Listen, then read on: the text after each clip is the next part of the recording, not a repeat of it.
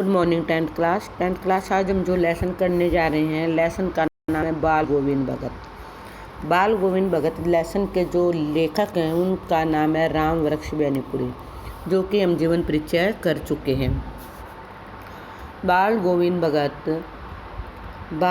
भगत मंझोले कद के गोरे चिट्टे आदमी थे।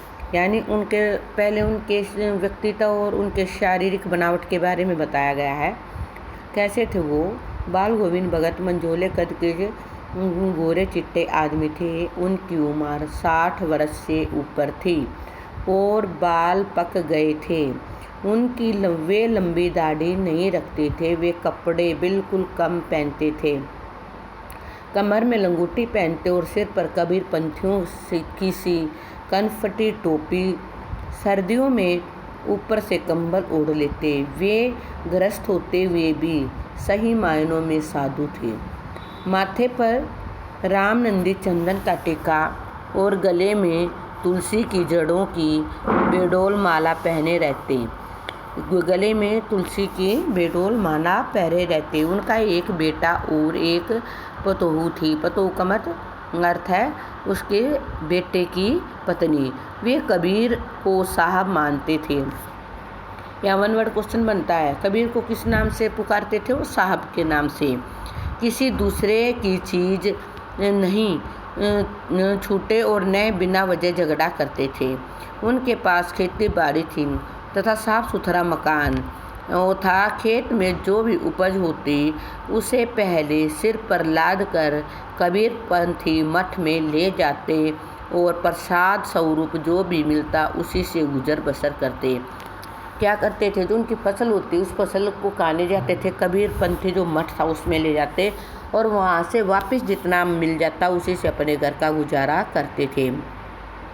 वे कबीर के पद का बहुत मधुर गायन करते थे। यानी कबीर के जो साखियाँ थी, जो कबीर के शब्द थे, उनका बहुत मधुर गायन करते थे। आषाढ़ के दिनों में जब समूचा गांव खेतों में काम कर रहा होता, तब बाल गोविंद पूरा शरीर कीचड़ में लपेटे खेत में रोपनी करते हुए अपने मधुर गानों को गाते। बादों के अंधियारे में उनकी खंजरी बजती थी। तब सारा संसार सोया होता। यानी खंजरी किस टाइम बजाते थे? वो बहुत सवेरे उठकर खंजरी बजाते थे और उस समय सब लोग सोए पे होते थे। उनका संगीत जागता था। कार्तिक मास में उनकी प्रभातियाँ शुरू हो जाती थी। कार्तिक मास में क्या शुरू हो जाती थी? उनकी प्रभातियाँ शुरू हो जाती थी। वे अहले सुबह नदी स्नान को जाते, बहुत सवेरे सवेरे नदी स्नान को जाते। लौट कर पोखर के ऊंचे भिंडे पर अपने खंजरी लेकर बैठ जाते और अपना गाना शुरू कर देते। गर्मियों में अपने घर के आंगन में आसन जमा बैठते। उनकी संगीत साधना का चरम उत्कर्ष तब देखा गया जिस दिन उनका इकलौता बेटा मरा। बड़े शौक से उन्होंने अपने बेटे की शादी करवाई थी।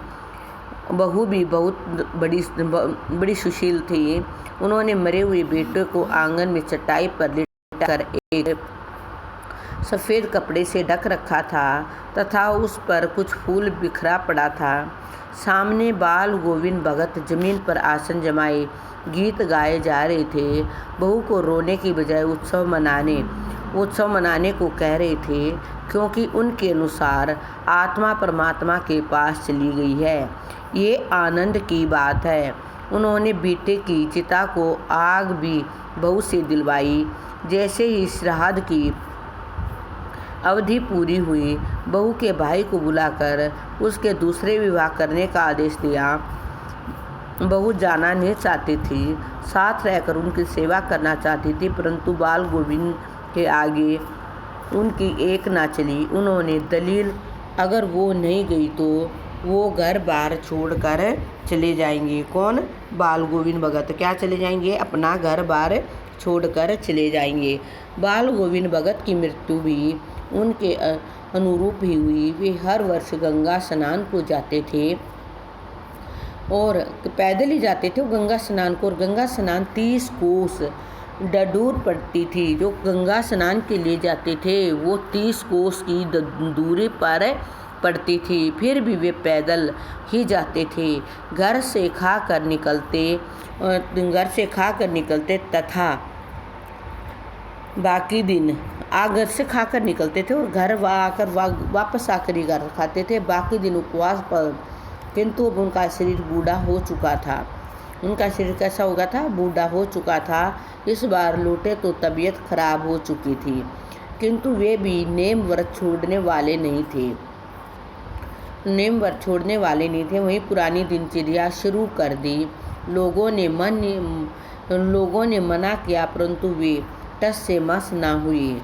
कौन? बाल गोविंद भगत ने किसी की बात नहीं मानी। एक दिन अंधा में गाना गया, परंतु भोर में किसी ने गीत नहीं सुना।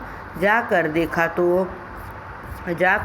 तो जो बाल गोविंद भगत थे उनकी मृत्यु हो चुकी थी, वो नहीं रहे थे।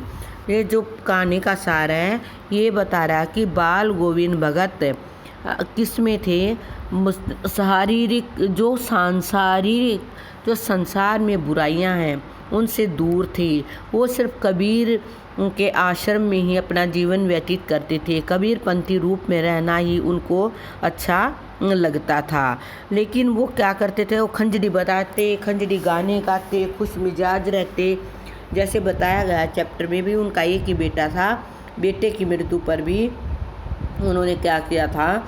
गाना गा रहे थे। एक दीपक जलाकर बैठे थे और बहू को नहीं रोने दिया था। उन्होंने कहा कि आत्मा का मिलन परमात्मा से हो रहा है। तो जो लेसन था उसमें ये बताया गया है, बाल गोविंद भगत एक ऐसे इंसान हैं जो कि हर एक चीज़ को किस नज़रिए से देखते हैं? पॉजिटिव नज़रिए से देखते हैं। हर एक चीज़ को अपनी दया के अनुसार करते हैं। ओके।